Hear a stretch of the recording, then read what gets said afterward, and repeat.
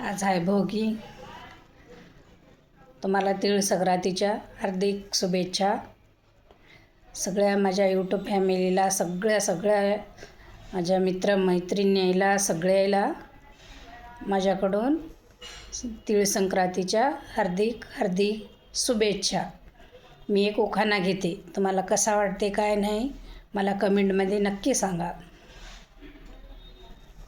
ताक तागाची, मिशी वाघाची, लेक कोणाची, श्रीरंगकराची, बहीण कोणाची, दिलीपरावची, उघडा खिडकी, जाऊ द्या पालखी रघुनाथरावांची. एक झालं, अजून एक.